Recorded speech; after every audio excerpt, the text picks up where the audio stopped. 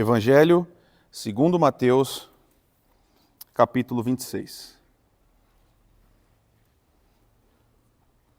Eu quero recuperar uma noção que eu falei contigo na semana passada, que é o fato da gente estar posicionado aqui na porção do Evangelho que se situa depois da discussão apocalíptica de Jesus. Jesus já pregou várias vezes, ele tem vários sermões em Mateus, e aqui Jesus já parou de falar. Acabou o ministério público de Jesus. Daqui para frente, a cena de hoje vai estar envolta nisso, a gente tem apenas Jesus num espaço íntimo. E isso é fundamental, irmãos. Daqui ele caminha direto para o final. E tudo que a gente vai ver daqui até o fim, pelo menos até o capítulo 28, todas as cenas estão envoltas em trevas, num peso. Eu recupero o que eu te falei na semana passada, que é quase como se a respiração ficasse pesada enquanto a gente está nessa porção da Escritura. Porque o que a gente tem aqui, irmãos, é escuridão, silêncio, agonia, a maldade, está tudo aqui. E é difícil estar aqui. E a gente vai hoje para um jantar, que é o último jantar. E sabe, irmãos, vocês sabem que eu estou no doutorado e uma parte do que eu pesquiso e do que eu estudo é Bíblia. E a gente estava conversando essa semana como a experiência cristã de boa parte da igreja, ela é pior e ela é menor na medida em que você se acostuma com o texto. A gente vai lendo e a gente relê e relê e relê várias vezes. É quase como se a gente construísse um conjunto de proteção para não deixar que esse texto fale com a gente. E quando eu falo isso, é na sua potencialidade. É claro que você sabe o que vai acontecer, você já conhece a história. Mas eu quero convidar você a, de novo, estar nessa mesa com Jesus, percebendo que o que a gente vai fazer hoje é pisar num solo que é santo. A gente está na Terra Santa. Eu não gosto de pregar sobre o que a gente vai falar hoje, porque eu tenho medo, de verdade. Não que o resto do ministério de Jesus não seja importante, ele é, muito. Mas o que a gente vai ver hoje é solene demais, é grande demais. E eu quero convidar você a olhar de novo para essa narrativa, percebendo que é emocionante demais. A gente vai estar com o Senhor nesses últimos momentos, que para Ele são incrivelmente emocionantes e marcantes. A sombra da morte está o tempo todo diante de nós e sobre nós, e vai tornando essa respiração densa, né?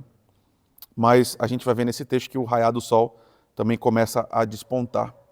E aí, o que eu peço é que o Senhor nos impeça de falar sobre isso e de se aproximar desse texto novo de qualquer jeito, sabe?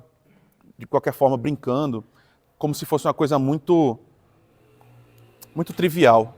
Não é, irmãos. A gente vai falar da coisa mais importante do universo, que é o Filho amado de Deus, que sabe que vai morrer. A gente está nas últimas 24 a 36 horas de Jesus vivo na terra. E a gente vai para um jantar. Mateus, capítulo 26, versículo 17. No primeiro dia da festa dos pães sem fermento, os discípulos vieram a Jesus e lhe perguntaram: onde quer que façamos os preparativos para que o Senhor possa comer a Páscoa?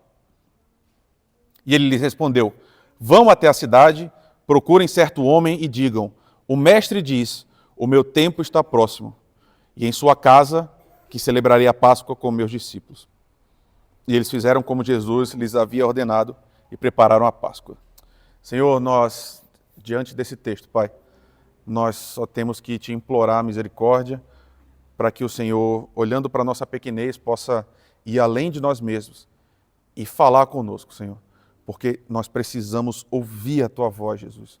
Por favor, Jesus, não nos deixe sozinhos, mas se faz presente hoje aqui no nosso meio, nos ajudando a perceber o que estava acontecendo e como isso impacta a nossa vida e deve impactar a nossa vida sempre, Senhor. Por favor, Pai, nos reveste de uma aura de solenidade, que a gente entenda o que está sendo dito para nós. Tem misericórdia, é o que nós pedimos em nome de Jesus. Amém. A gente então, irmãos, está chegando no auge da festa. Se você lembra bem, Jesus entra em Jerusalém, ele é ovacionado pelo povo, ele vai até o templo, purifica o templo, numa cena cheia de muito problema, né? O embate de Jesus com os fariseus, os mestres da lei, atinge o ponto máximo quando Jesus invade o templo e tira tudo. E se você lembra, a grande preocupação, irmãos, e por favor, tenha isso em mente, os mestres da lei e fariseus, eles não estão preocupados com a lei. Eles não estão preocupados com a correta aplicação da lei, a correta vida com Deus. Pelo contrário, eles estão preocupados com seus locais de privilégio e dinheiro. É isso. Eles decidem matar Jesus. É engraçado isso, né? A gota que transborda o copo é Jesus tira essa capacidade de eles, através do uso de corrupção, ganhar mais dinheiro. Porque eles usavam as pessoas que iam até a Páscoa para explorá-las. Lembrem, eles vendiam os animais e eles cobravam o câmbio, né? As pessoas vinham de longe, tinham que trocar o dinheiro e comprar. Quando Jesus limpa o templo, eles decidem matar Jesus. E aí começa o fim nesse sentido, né? Então, aqui a festa está chegando no seu ápice, irmãos. A gente está na Páscoa, é a maior festa judaica, é onde mais o povo se reúne e é onde mais aparece essa celebração. E aí, irmãos, lembre-me, a Páscoa é a celebração do maior ato libertador de Deus. Tanto, o Êxodo é tão importante, aquele evento é tão fundante, que ele vai reverberar na Escritura inteira até esse momento. Sempre esse episódio de libertação de Deus, promovido para o povo, é resgatado e resgatado de novo com o povo dizendo assim, olha, lembra o que Deus fez, lembra o que Deus fez. E essa rememoração remonta ao Êxodo, né? E aí a ação aqui parte dos discípulos. Eles vão até Jesus e falam assim, Jesus, onde a gente vai preparar a Páscoa? E aí Jesus assume o protagonismo, né? Jesus vai dar o tom, ele que vai dizer como as coisas vão andar a partir de agora. E aí, irmãos, eu não sei se isso te incomoda. A mim, sim. Esse texto é extremamente misterioso. E o fato de Mateus deixar ele misterioso para nós, eu acho que deixa a gente imerso nessa noção de que, assim, tem alguma coisa mais importante acontecendo que a gente não está percebendo. Por que eu quero dizer isso para você? Os discípulos perguntam, onde é que o Senhor quer que a gente faça? Qual é a resposta de Jesus? Vão até a cidade e procurem certo homem. Que homem é esse? Sabe, quem é? Jesus já tinha feito um dito bastante enigmático, né? Quando dá a entrada, ele fala, ó, entrem, vocês vão ver um jumento, desamarrem e tragam para mim. Já foi bem estranho. Aqui a gente tem isso de novo. Que homem é esse? Qual é seu nome? De onde ele vem? Para onde ele vai? Mateus não diz nada disso para a gente, né? Imagina Jerusalém 3 vezes maior. Eu tentei tornar isso vivo para você. Imagina se amanhã, irmãos, imagina a loucura, se amanhã São Paulo triplica de tamanho para uma festa específica. Como fica a cidade? 3 vezes mais pessoas. Como é que os discípulos vão encontrar esse homem no meio de uma multidão? Como é que faz isso? A gente não sabe. Mas o fator que aglutina esse texto, que dá a ele uma âncora, é o fato de Jesus dizer, quando vocês encontrarem esse homem, vocês vão dizer para ele, o mestre está dizendo, o meu tempo está próximo. E aí eu quero te relembrar que essa palavra próximo, no Evangelho de Mateus, ela tem uma noção temporal, sim, mas ela também tem uma noção espacial, próximo no sentido de proximidade. É quase como se você conseguisse encostar. Jesus está dizendo o seguinte, chegou a hora, ela está tão perto, ela está tão próxima que a gente já consegue tocá-la. O fato é, Jesus sabe que chegou o momento. E, meus irmãos, tente imaginar, você sabe o que vai acontecer. Na posição de Jesus, você está nessa Páscoa sabendo que em pouco tempo Jesus vai sofrer todo aquele suplício, aquela humilhação pública. E o que é muito pior, pela primeira vez Jesus vai se desligar do Pai. Porque a gente coloca muita ênfase na dor física de Jesus, né? E é certo colocar, porque foi horrível. Mas, para além disso, tinha uma coisa muito pior acontecendo. Jesus sabe, eu vou enfrentar uma disrupção com meu Pai. E isso, para Jesus, é uma fonte de agonia profunda. Então, como é que esse homem está? É isso que eu estou tentando te mostrar. Você percebe que tem vários planos de consciência na cena? Eu acho que os discípulos, irmãos, estão totalmente desconectados do que está acontecendo. Porque eles vão mostrando, vez por vez, que para eles era só mais uma festa. Uma festa. É uma Páscoa. Sabe? Jesus já tinha dito antes que ia morrer e não tinha morrido imediatamente. Então, para os discípulos, é tipo assim, ele falou só mais uma vez, mas talvez não aconteça. não para o Senhor. O tempo todo, o que ele está postulando é, chegou a hora, agora eu vou partir. E aí os discípulos obedecem e eles encontram sucesso na missão, né? Eles encontram o homem e preparam a Páscoa. E aí acaba a ambientação. Mateus agora vai nos colocar na celebração. Horas se passam e aí, a partir do versículo 20, a gente tem o começo dessa narração, né? Jesus está na mesa, irmãos. E esse símbolo, para um judeu, é fortíssimo. Eu sempre conto essa experiência porque eu acho ela muito sintomática. Não sei se vocês já tiveram experiência, mas em Campinas tem um shopping Dom Pedro, que é enorme, né? Para quem já foi lá, o Dom Pedro ele é muito curioso. E talvez aqui em São Paulo tenha outras coisas semelhantes. E que para mim foi super estranho. Em Natal, você tem pequenas mesas, sei lá, entre mesas para 2 pessoas, para 4, talvez para 8. E aí você vai lá e come com a sua galera, né? O seu povo. O Dom Pedro tem mesas enormes. E aí você senta na cadeira que tiver vaga, às vezes do lado de pessoa que você nunca viu na vida e come com elas. Para a gente isso é relativamente normal. Por mais estranho que possa parecer, não é uma grande questão você comer com gente desconhecida.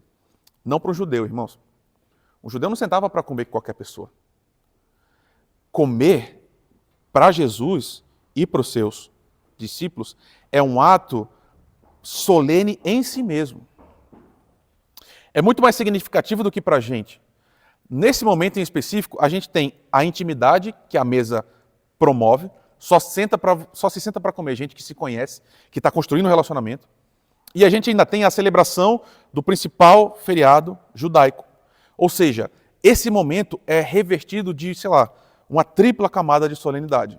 É muito íntimo, tá? Jesus e os 12. E a Páscoa, irmãos, ele tem um componente fundamental de rememoração. E aqui começa, você já me conhece um pouco, eu tenho eu tenho uma profunda discordância de como a gente vive as coisas hoje em dia na igreja. Por quê? Eu já fui em N natais. Vou direto. A gente até fala, aí a sua experiência pode ser diferente da minha, tá? Mas em quase todos os que eu fui, a gente até fala de Jesus. Mas quase sempre é o momento em que a gente vai começar a comer e alguém fala assim, pastor, ora. E aí eu faço uma oração e aí a gente come e o assunto continua, futebol, sei lá, próximo ano, o que a gente vai fazer e tal. Um judeu, o que eu quero dizer? A gente esvazia o significado das festas. Tanto no Natal quanto na Páscoa, na minha opinião, a gente faz isso de uma forma muito superficial. Irmãos, para um judeu não. A Páscoa para um judeu era uma festa muito revestida de um sem fim de rituais que colocavam o judeu de novo naquele momento histórico. Sabe, você lembra, se não me engano, em Deuteronômio, quando Moisés está dizendo assim, olha, como vai ser feita, ele diz, façam tais e tais e tais coisas, porque um dia o seu filho vai perguntar, pai, o que é isso aqui? E aí você vai dizer, a gente está fazendo isso porque no passado os nossos pais viveram e tal. Então, todos os elementos são muito visíveis, irmãos. E eles são assim para que a gente que participa da Páscoa esteja dentro da história. Deus salvou o povo. E quando Deus salvou o povo, ele fez assim, assim, assim, assado. E aí o povo vai rememorando isso. Aqui a gente está na festa dos pães sem fermento. Por quê? Porque o povo teve que sair com pressa. Então, todo mundo que está celebrando a Páscoa, inclusive as crianças, está comendo um pão que é esquisito. Eles não comiam pão assim normalmente. Só na Páscoa. Por quê? Porque estão lembrando, e lembrando, e lembrando o tempo todo. Então, perceba, a gente está nesse momento. Jesus está na Páscoa. E ele é o responsável por dar sequência ao ritual. Porque o dono da casa era quem era responsável por fazer o evento acontecer. Jesus é quem é responsável por isso. Então, um último comentário.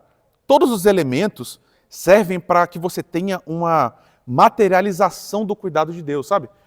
A gente está comendo esses pães, a gente vai beber esses cálices, a gente vai fazer isso, vai fazer aquilo, porque a gente vai tornar concreto para nós esse cuidado de Deus que aconteceu no passado, mas continua acontecendo agora para nós. Então, quando um judeu saía da celebração da Páscoa, ele saía com essa história fresca, porque ele reviveu de novo.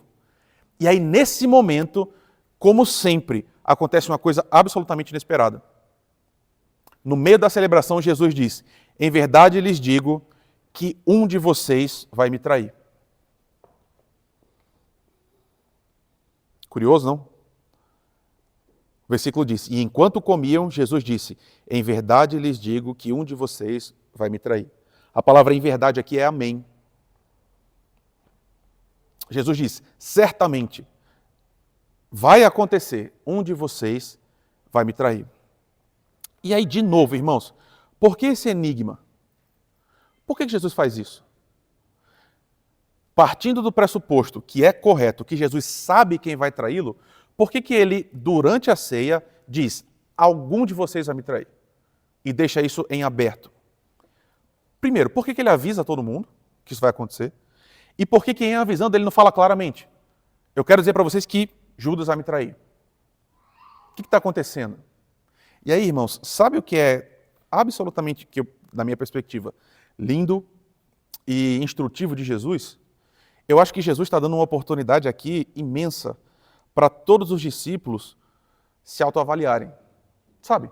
Jesus está falando assim, um de vocês vai me trair. Automaticamente, o que acontece? Eles olham para dentro deles mesmos. E o que é curioso é que os discípulos, eles merecem reprovação e repreensão em vários momentos da Escritura. Mas nesse aqui, eles acertam e acertam de uma maneira muito bonita, né? Porque o texto diz, versículo 22, e eles, muito entristecidos, começaram um a perguntar-lhe, por acaso seria eu, Senhor? Você percebe o que acontece no coração desses homens? Quando Jesus diz assim, um de vocês vai me trair, tem duas respostas possíveis. Qual é a primeira? É um pouco de Pedro. Fala assim, não, eu não. Com certeza eu não. Pedro em outro momento, né? Fala assim, não, eu não vou trair. Porque é olhar dentro de si e falar assim, não, eu já conheço Jesus, eu já ando com Jesus, eu não vou trair, porque eu sei que eu o amo. Os outros, ou melhor, a outra possível reação é, caramba, será que sou eu? E eu acho bonito isso, irmãos, porque essa reação, ela deriva e ela é provada nesse estado de espírito dos discípulos, né? Eles estão muito tristes. Por que eles ficam muito tristes? Não só porque Jesus vai ser traído, mas é pela expectativa de assim, será que sou eu? Eles são tomados por essa violenta tristeza, né? Porque pode ser que seja eu. E sabe, meu irmão, pensa com calma, tenta visualizar essa cena. Quando Jesus diz, um de vocês vai me trair, e eles olham para si, e eles reconhecem em si mesmos a possibilidade de ser um deles, eu acho que isso ensina tanto para a gente, sabe? Porque eu não sei qual é a sua experiência, meu irmão. Eu vou até abrir o coração talvez mais do que eu devia. Eu estava hoje foi um dia bem difícil para mim, mentalmente, assim, eu estava com muita coisa na cabeça, e eu fui para o parque. Lá no Ibirapuera fui andar, fui caminhar.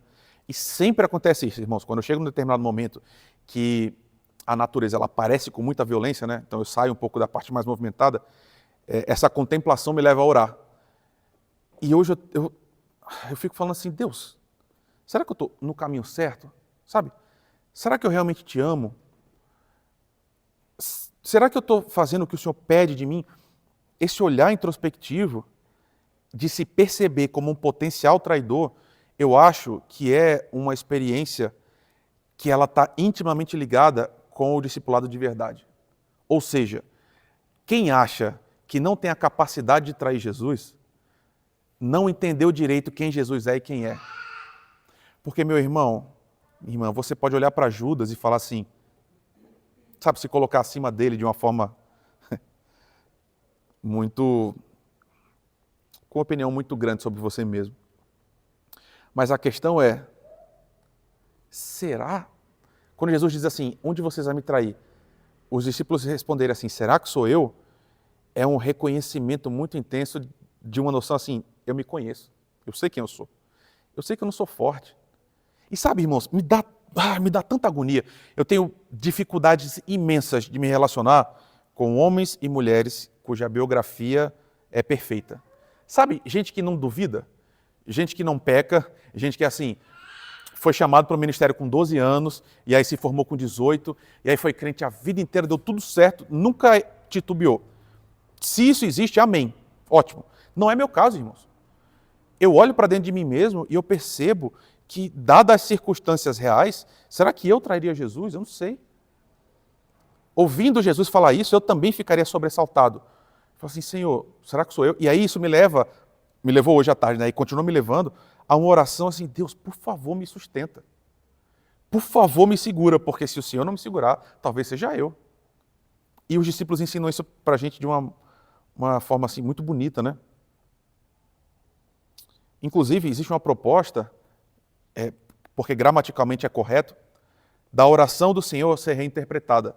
Quando Jesus diz, mas não nos deixes cair em tentação, o verbo pode ser traduzido com uma certa acuidade, que é não nos leve para a tentação, mas livre-nos do maligno. É um pouco essa noção de Jesus, né? Quando Jesus é levado ao deserto e é tentado, ele sai vitorioso.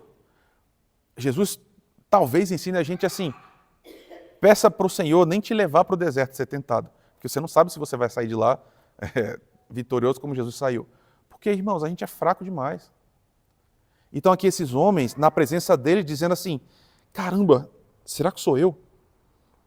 E tem um outro nível aqui do que está acontecendo que talvez a gente perca. Você está entendendo o que de fato está acontecendo aqui? Não no nível, agora eu estou falando assim, soteriológico, no nível teológico. Não, no nível experiencialmente humano, de quem a gente é. Jesus está dizendo, um de vocês vai me trair. Tem uma dor aqui muito intensa. Por quê? Jesus está dizendo, a traição vai vir de alguém que está muito perto. É um de vocês, um dos 12. Alguém que andava comigo.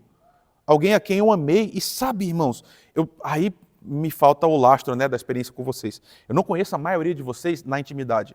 Eu não sei se você já teve uma experiência de ser traído por alguém muito próximo. E rapidamente a gente vai para traição sexual, né? Mas para muito além disso, sabe, é difícil gente muito longe da gente nos machucar, sabe? Se passa um cara no meio da rua e fala assim, você é um imbecil. Tá. É diferente quando alguém muito próximo a mim faz isso.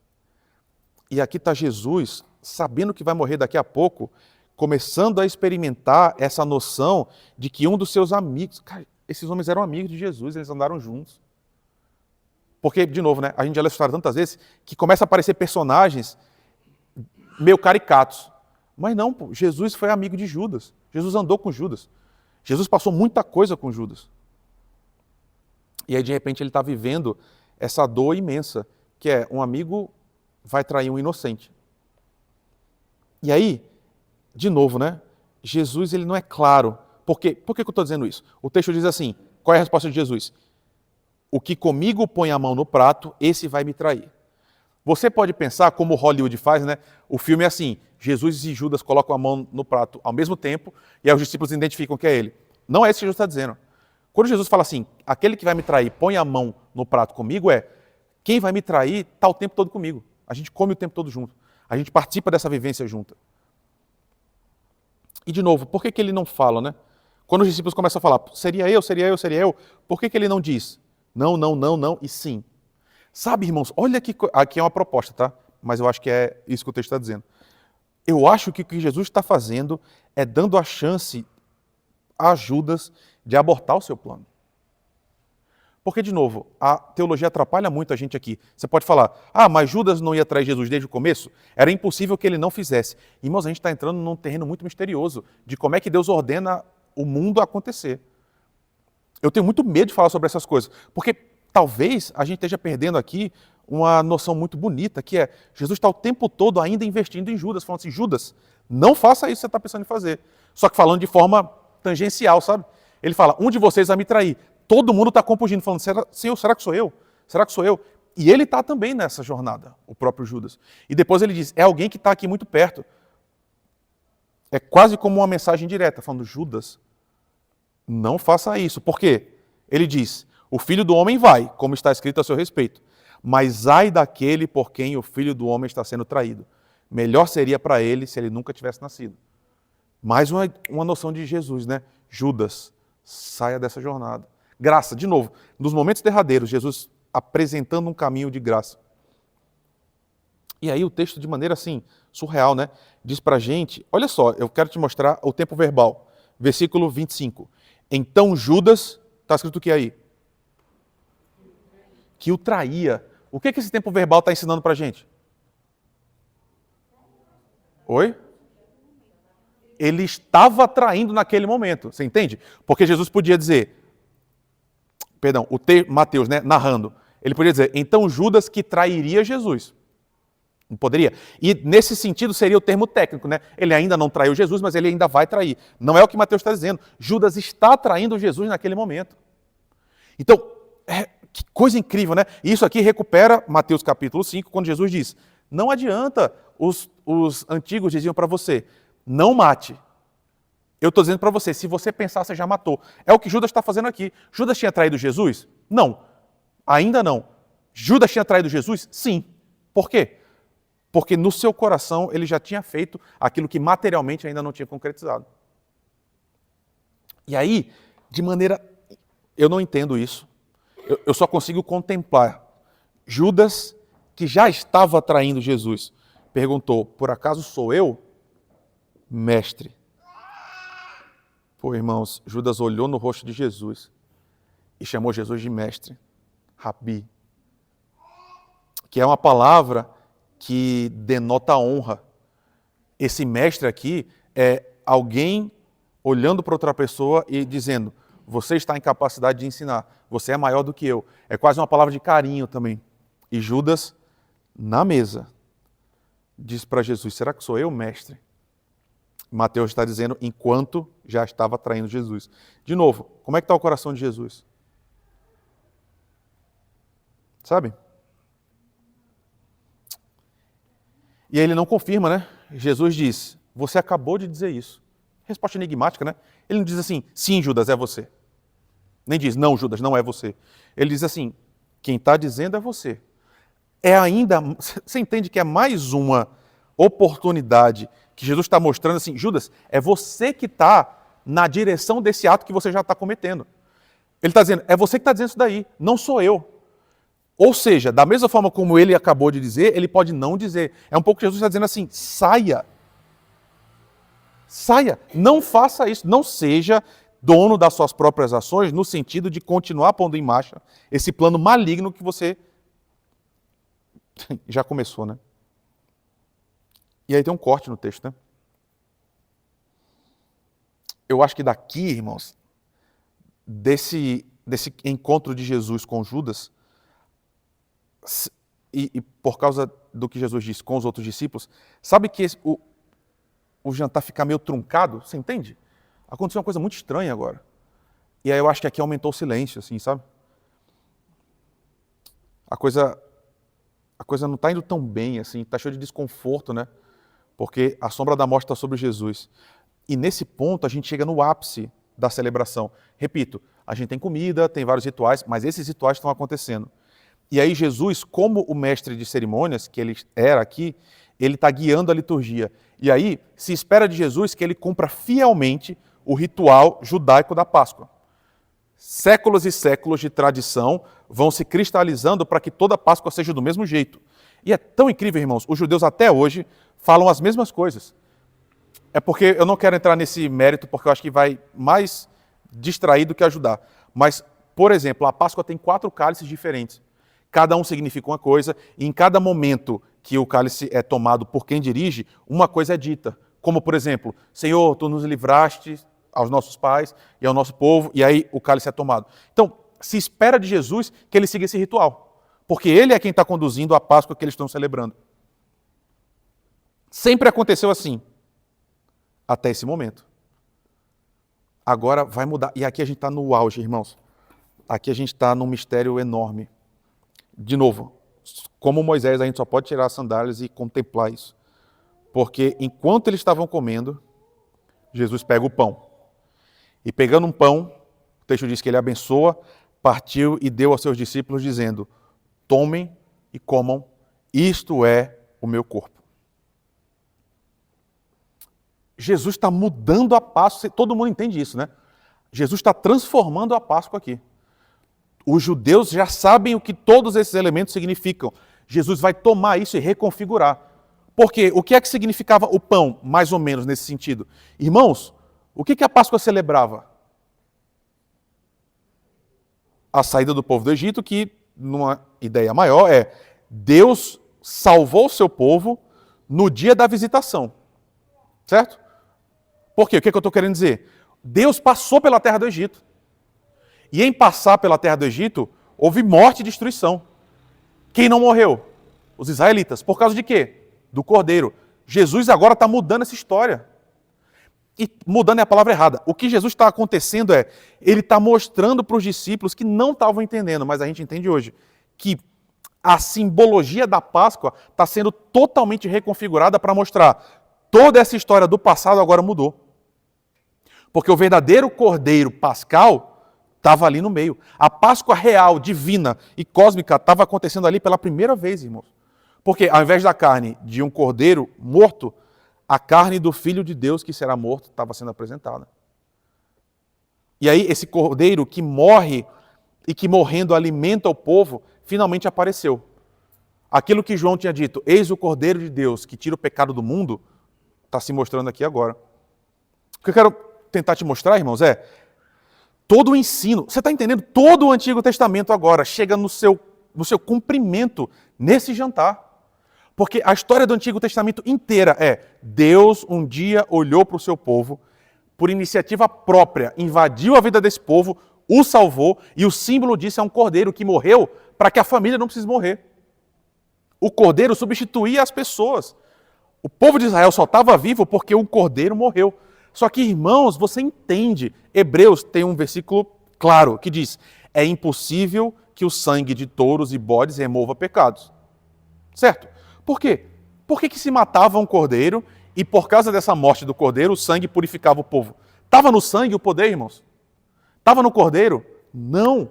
Os judeus não entendiam isso. Eles achavam que, no certo sentido, estava.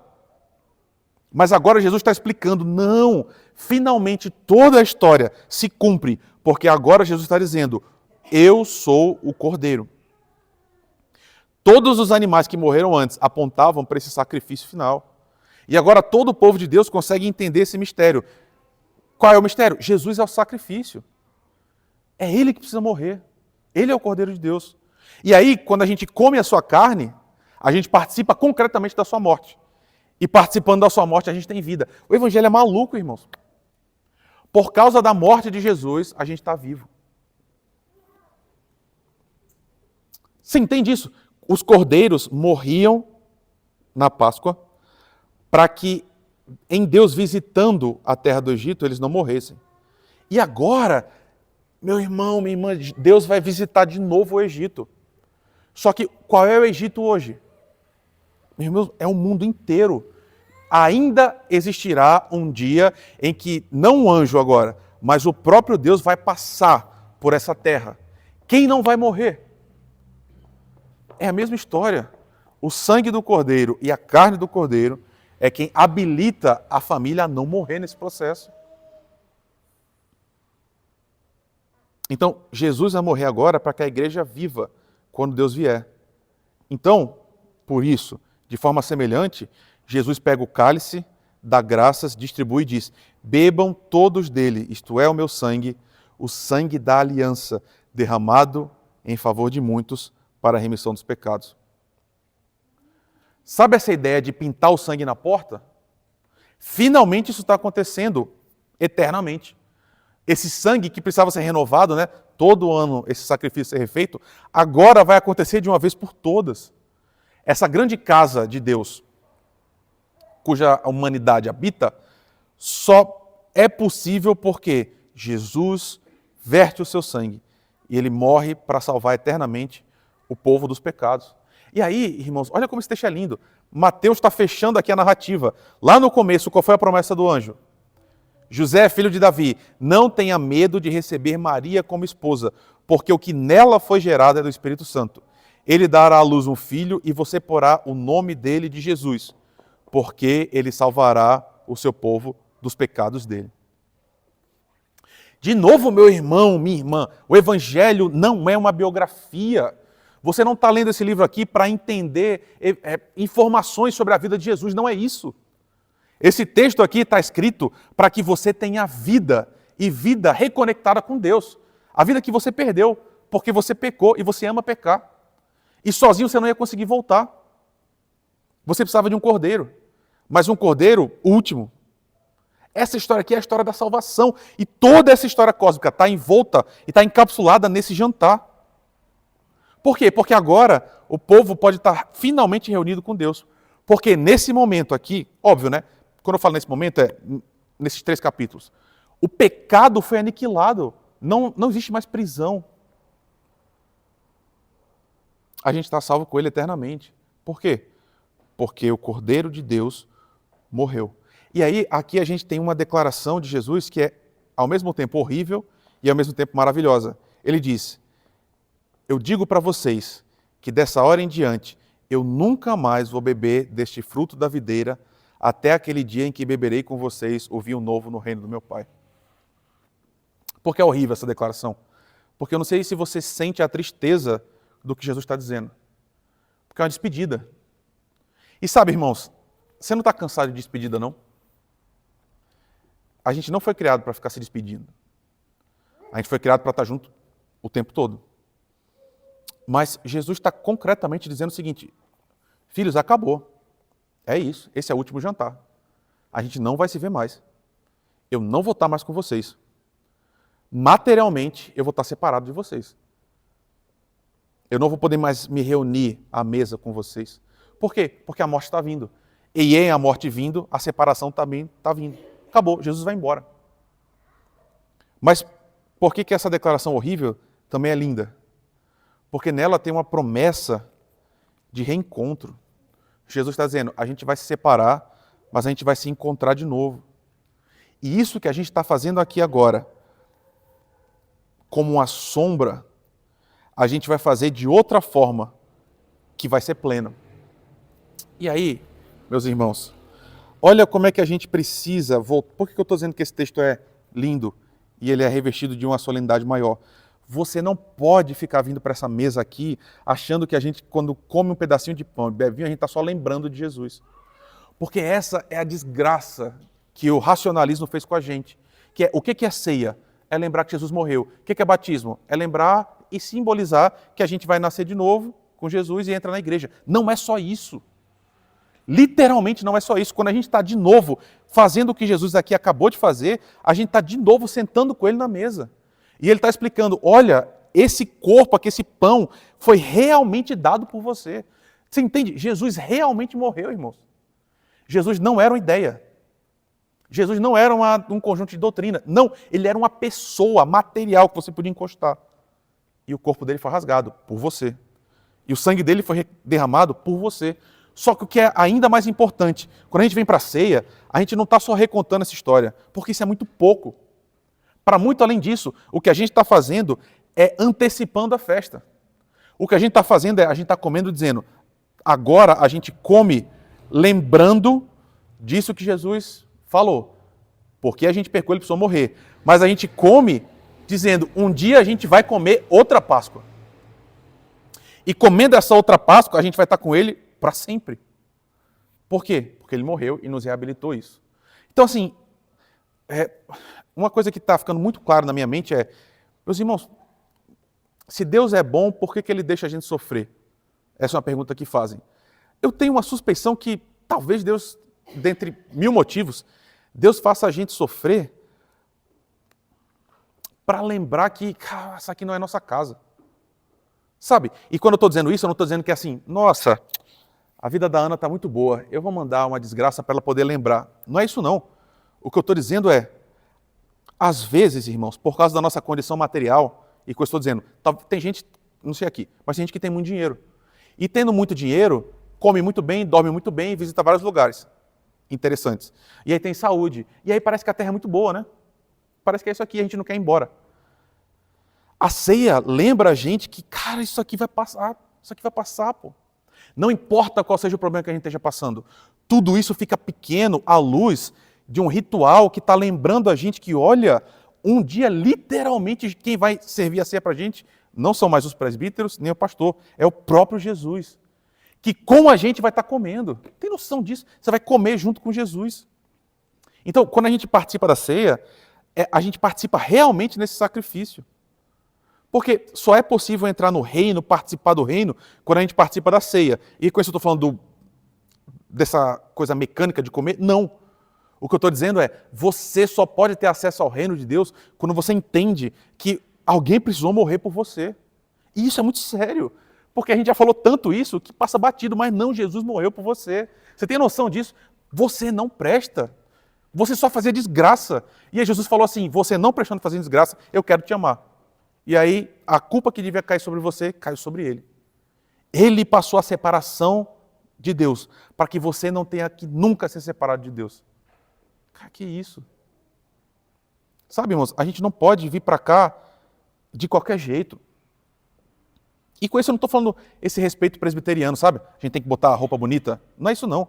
O que eu estou falando é, você precisa lembrar que perto de morrer, de novo, faltava pouquinho para ele morrer. Ele parou e disse, eu vou dar uma festa para o meu povo, para que eles nunca se esqueçam de que eu vou voltar e voltar com eles para sempre.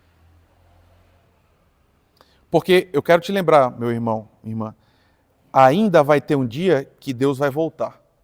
E ele vai passar por aqui e vai ser um dia de choro e de ranger de dentes. E nesse sentido, não só os primogênitos vão morrer, como foi no passado. Vai morrer todo mundo. Porque Deus vai vir em retribuição. Os inimigos de Deus vão ser aniquilados. E a coisa mais importante da sua vida é escapar desse momento. Como é que a gente faz isso? Como é que a gente pode estar vivo diante do Senhor? Única e exclusivamente através do Cordeiro. Porque um dia esse homem inocente, irmãos, era um inocente, ele não fez nada. Ele não fez nada de errado. Ele sofreu uma das piores mortes que existiram, para que você não tenha que morrer. E aí, se essa história não te comove, assim, se essa história não te faz devolver a sua vida para Ele, talvez você nunca tenha conhecido Jesus. Talvez você nunca tenha tido um encontro real com Jesus. Porque, sabe, não importa se Jesus vai tirar a doença que você está agora ou não. Isso é totalmente irrelevante. Se hoje eu sofrer um aneurisma e ficar vegetando na cadeira de roda por mais de 30 anos, isso é muito pequeno, perto do fato de que, sem eu merecer nada, esse homem um dia disse, eu quero você para sempre comigo, vamos. E aí a gente fica aqui, sofrendo o que ele sofreu, padecendo o que ele padeceu, mas sabendo que um dia a gente vai estar na mesa com ele de novo e todo esse drama não vai ter mais a morte como uma sombra por cima, né? Como foi nesse primeiro dia.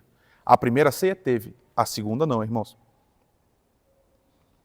Então, eu realmente queria te relembrar disso e eu queria te fazer um convite muito solene, assim. Cara, cuidado para não fazer da sua relação com o texto bíblico uma relação mediada por confissão de fé, por uma doutrina vazia, sabe? Com isso eu quero dizer, irmãos, foi muito difícil para Jesus isso aqui. E a gente não pode esquecer que o coração dele provavelmente nesse momento já estava moído. E ele fez isso pensando em você, pensando em mim também. Essa ceia aqui, primeira, foi envolta numa dor e numa tristeza muito grande. Mas a próxima vai ser só com festa. Um último comentário. No dia que completou 1 ano do falecimento do meu pai, que foi muito difícil, né? A marca. É curioso isso, né, irmãos? A gente pensa, todo dia é igual. E de fato todo dia é igual. Mas não se engane, nós somos seres culturais e esses marcos são muito importantes. Eu fui para um louvorzão com o Paulo, daqui da igreja, né? E aí, a música muito bem executada, uma coisa muito bonita. Eu estava chorando muito, porque eu pensava assim, meu pai ia querer muito estar aqui. Ele ia gostar muito de ver. E, irmãos, não foi uma experiência normal, do tipo, eu parei e raciocinei, e aí algo veio. Não. Algo invadiu minha mente naquele momento, foi sobrenatural. E o Senhor disse, ele já está vendo uma música muito melhor do que essa que você está vendo. Ele já está experimentando. Irmãos, essa mesa simples do jeito que ela é, pão e vinho, lembra a mim e você. Não desista. Não desista. Pode estar difícil. Você pode não entender como é que Jesus faz as coisas. Você pode estar confuso. Tudo está na mão do Senhor ainda. E a gente caminha para uma mesa que vai ser de alegria eterna. tudo isso vai passar e a gente vai estar com Ele até o fim. A gente vai para a mesa agora. E eu queria te dar um tempo para você falar com o Senhor. Escolhendo suas palavras. Fale com Ele. Diga a Ele o que você sente, o que você pensa. E, acima de tudo, agradeça e se agarre a esse Jesus que te ama tanto, que morreu por você.